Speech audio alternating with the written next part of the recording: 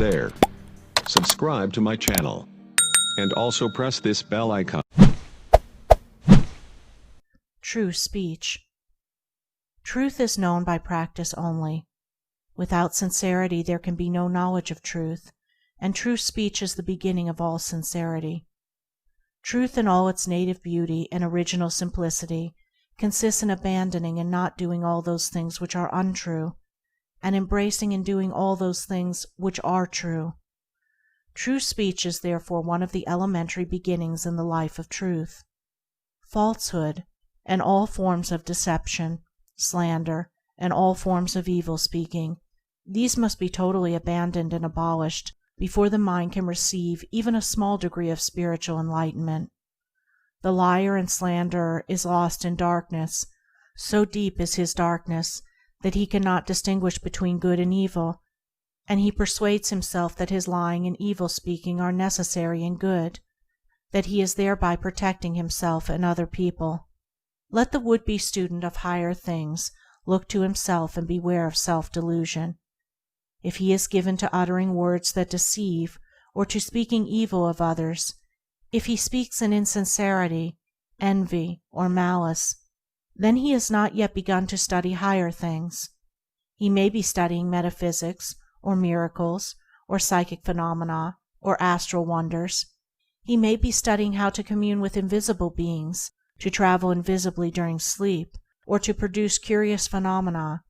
He may even study spirituality theoretically and as a mere book study, but if he is a deceiver and a backbiter, the higher life is hidden from him. For the higher things are these: uprightness, sincerity, innocence, purity, kindness, gentleness, faithfulness, humility, patience, pity, sympathy, self-sacrifice, joy, goodwill, love. And he who would study them, know them, and make them his own, must practice them. There is no other way.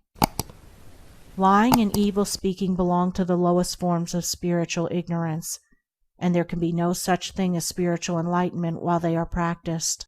Their parents are selfishness and hatred.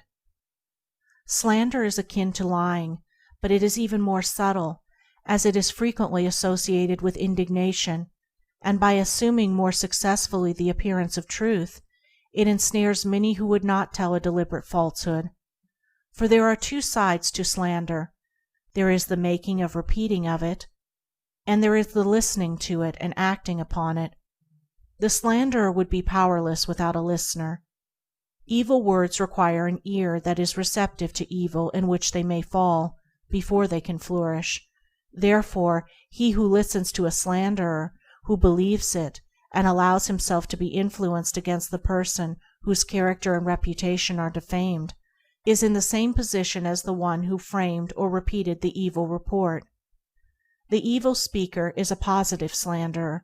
The evil listener is a passive slanderer. The two are cooperators in the propagation of evil. Slander is a common vice and a dark and deadly one. An evil report begins in ignorance and pursues its blind way in darkness. It generally takes its rise in a misunderstanding. Someone feels that he or she has been badly treated, and filled with indignation and resentment, unburdens himself to his friends and others in vehement language, exaggerating the enormity of the supposed offense on account of the feeling of injury by which he is possessed. He is listened to and sympathized with.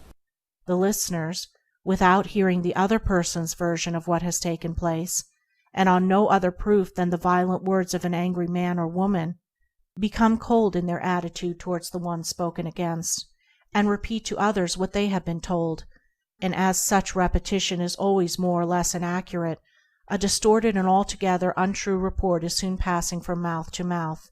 It is because slander is such a common vice that it can work the suffering and injury that it does. It is because so many, not deliberate wrongdoers, and unconscious of the nature of the evil into which they so easily fall, are ready to allow themselves to be influenced against one whom they have hitherto regarded as honorable, that an evil report can do its deadly work. Yet its work is only amongst those who have not altogether acquired the virtue of true speech, the cause of which is a truth-loving mind. When one who has not entirely freed himself from repeating or believing an evil report about another hears of an evil report about himself, his mind becomes aflame in burning resentment, his sleep is broken, and his peace of mind is destroyed. He thinks the cause of all his suffering is the other man and what the other man has said about him, and is ignorant of the truth that the root and cause of his suffering lies in his own readiness to believe an evil report about another.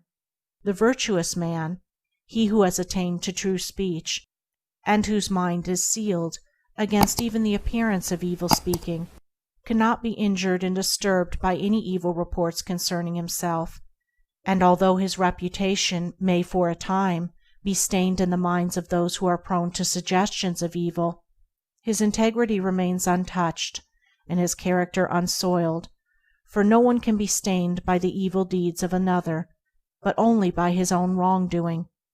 And so, through all misrepresentation, misunderstanding, and contumely, he is untroubled and unrevengeful, his sleep is undisturbed, and his mind remains in peace. True speech is the beginning of a pure, wise, and well-ordered life. If one would attain to purity of life, if he would lessen the evil and suffering of the world, let him abandon falsehood and slander in thought and word. Let him avoid even the appearance of these things, for there are no lies and slanders so deadly as those which are half-truths. And let him not be a participant in evil speaking by listening to it. Let him also have compassion on the evil speaker, knowing how such a one is binding himself to suffering and unrest. For no liar can know the bliss of truth, no slanderer can enter into the kingdom of peace. By the words which he utters is a man's spiritual condition declared. By these also is he finally and infallibly adjudged. For as the Divine Master of the Christian world has declared, "By thy words shalt thou be justified, and by thy words shalt thou be condemned."